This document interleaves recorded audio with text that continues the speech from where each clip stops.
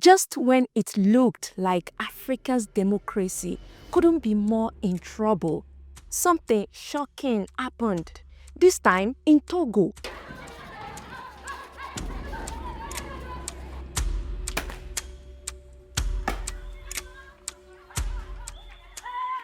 Faure Gnassingbé, ye dit comme il est. Mila nous dit qu'à 3 jours n'est pas, Mila va continuer que Kaka ebe démission et la joke ba Mila jole. Moi dit. Kenya's streets are on fire with protest. Paul Biya in Cameroon is refusing to step down. And yet again, another president wants to rule for life. This time, it's Faure Gnassingbé. In plain sight, he rewrote Togo's constitution, not to improve it, but to protect his power. No term limit, no checks or balances. A clean, quiet hijack of democracy, not with bullets, but with just signatures. And the world, mostly quiet. Because when a dictator wears a suit, organizes elections and calls itself democratic, no one wants to challenge it. But when they wear a uniform and question the system, challenge the Western script, they are punished and condemned. Right now, it feels like there is a quiet war on democracy across Africa. Leaders enjoy the power so much, they just don't want to step down. It makes you wonder, is democracy in Africa really about serving the people, or just a way for those in charge to stay in charge?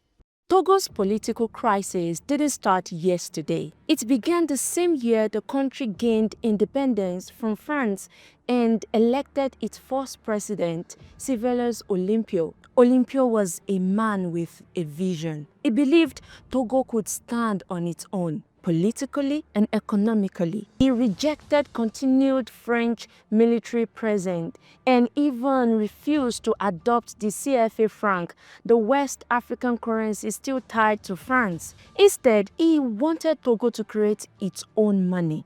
But you see, not everyone supported his vision. And in 1963, just 3 years into independence, Olympio was assassinated in a military coup. The man who led the attack had recently just been dismissed from the French army. Many Togolese still believe the French turned a blind eye, or worse, played a role in what happened. Scholars argued Olympio's resistance to French neocolonialism made him a target. His body was found outside the American embassy, and with his death, the dream of a true sovereign Togo was buried. In 1967, Etienne Eyadima, later known as Gnassingbé Eyadima, seized power. He ruled for 38 years with an iron grip, using the army to silence critics, eliminate opponents, and looting national resources. When Eyadima died mid-flight in 2005, the military quickly handed power to his son, Faure, a move widely condemned as unconstitutional, though Faure briefly stepped down under pressure, only to return through a questionable election. Since then, every time his term limit approached, the constitution was adjusted. These changes gave him more time and took away the people's power. Meanwhile, protests followed again and again, especially in 2017 when citizens demanded term limits and an end to family rule. Thousands of protesters took to the streets again on Saturday, chanting slogans calling for a return to the 1992 constitution and the immediate departure of the head of state. They were met with force, tear gas, arrested, and military presence. For 57 of its 64 years as an independent nation, one family has ruled Togo. This isn't democratic leadership, it's a dynasty. In April 2024, a quiet but major political change took place.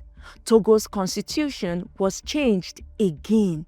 The country moved from a presidential system to a parliamentary one. On paper, that sounds like progress. 1 6-year term, no re-elections. But here is the catch. The real power was taken away from the presidency and handed to a new position called the President of the Council of Ministers. And guess who gave himself that job? Faure Gnassingbé again. Under this new setup, the president becomes mostly ceremonial or more of a figurehead. The real decisions now come from the person who leads the council, and that's Faure. According to Reuter, the new constitution gives this role huge powers, no term limit, full control of the government, and the ability to stay in charge for as long as they want. Originally, this role was meant to go to the leader of the majority in the parliament and change with every election, but that part of the law was quietly removed. Now, Faure has placed himself in that position, making himself prime minister for life. No term limit, no vote from the people, no easy way to remove him.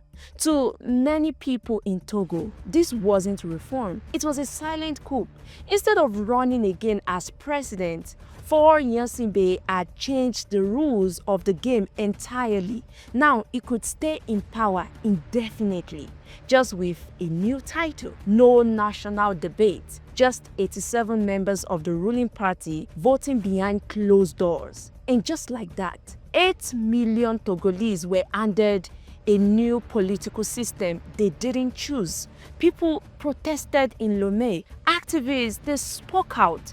But the crowds weren't large. People are tired because this wasn't done with violence. It was done with quiet legal moves.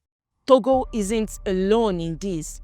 Across West and Central Africa, more and more leaders are changing the rules just to stay in power. Chad, Gabon, Cameroon.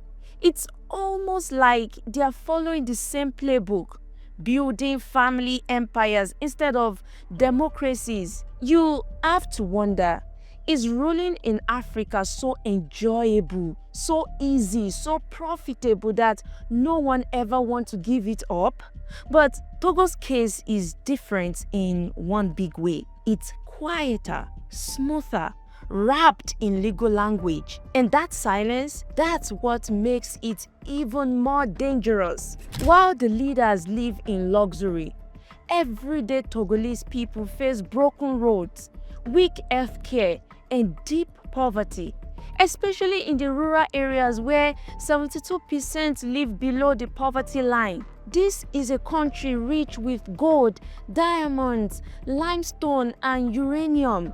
And yet, international bodies like ECOWAS and the African Union remain silent. When Niger had a military coup, they were quick to respond with threat. But when Faure rewrote the constitution to hold on to power, nobody is talking. Even Nigeria's President Tinubu, who heads ECOWAS, has faced accusations of winning office through vote buying and manipulation. How can he criticize Faure Gnassingbé? This isn't about protecting democracy. It's about protecting each other. A political club looking out for its own.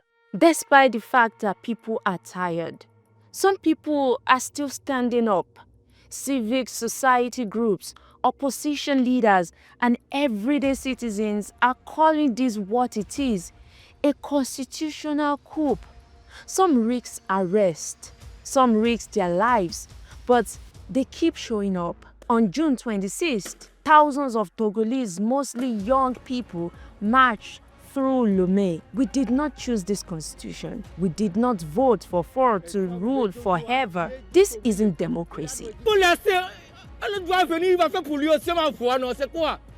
C'est forcé, ça c'est pas une question de créature, mais je sais pas. Tu as fait pour toi, il faut laisser quitter. Un autre va venir, il va faire pour lui aussi. Faure, s'il te plaît, libère le Togo. Le pays, c'est pas pour toi. C'est pas pour Faure Gnassingbé.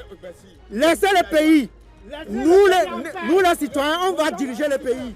We are hungry and nothing works for the youth. That's why we are out here, said Koshi Albert, a 30-year-old unemployed protester.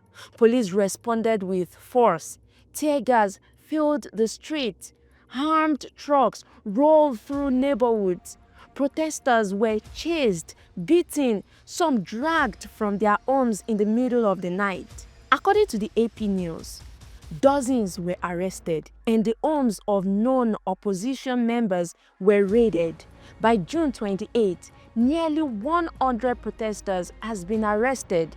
Some, including students and musicians, were reportedly beaten while in custody. The government, they blame outside influence. But most of the world remained silent. I mean, nobody is really talking. So how is it an influence from outsiders?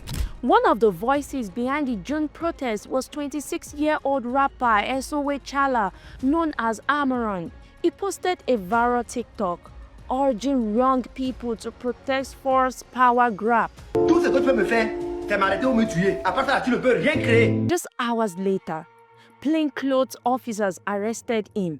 His family says he was beaten. Political figures insisted that Amaron was detained because of his criticism of the president. A week later, he reappeared in a video apologizing to President Gnassingbé for his insulting comments. J'aimerais pouvoir saisir cette occasion pour demander pardon et présenter mes sincères excuses à Monsieur Faure, à son Excellence Faure Gnassingbé, président du Conseil des ministres, par rapport à mon comportement déviant, discourtois et outrageux. Et je prends conscience de la gravité de mes propos et de mes travers. C'est une pression qu'on a mis sur mon fils pour qu'il puisse parler. À le voir, c'est comme il est en train de lire le message qu'on a écrit de lire. He said he had been transferred to a psychiatric center for what was described as severe depression. Many believe it wasn't voluntary. You can imagine. This fight isn't just about politics. It's about people growing up in a country where their voice don't count, where votes feels useless, and where the future feels far away. More than 60% of Togo's population is under 30. They have grown up in the shadow of a single ruling family. Many have never seen a peaceful transition of power in their lifetime. Jobs are scarce. Wages are low. Many dreams of living, crossing deserts or boarding boats, not for riches, but just for a better life. Families are afraid to speak out. Phones are tapped. The internet goes dark without warning. Some activists work from exile, sending voice notes and videos to keep hope alive. But how long can people keep fighting without support? How long before fear replaces hope? Elections are planned for July 2025, but many believe the outcome is already locked in. Faure may step down from the presidency, but with his new position, is not really stepping away from power. The opposition is calling for international pressure and true reform. But will ECOWAS or the African Union respond? Or will they wait for the next military coup to suddenly remind them to care about democracy?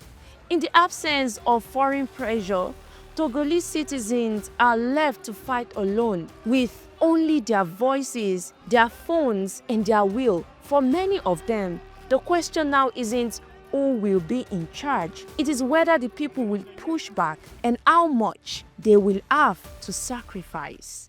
So, let me ask you this question. Is Togo still a democracy, or has it quietly become something else? Let me know your thoughts in the comments. And don't forget to like and subscribe and share this video with a friend. And if you want to know how Cameroon's 91-year-old president has managed to hold on to power for over 40 years and still refuses to step down, or the brutality currently going on in Kenya, click the video showing on your screen and I'll see you there in a moment.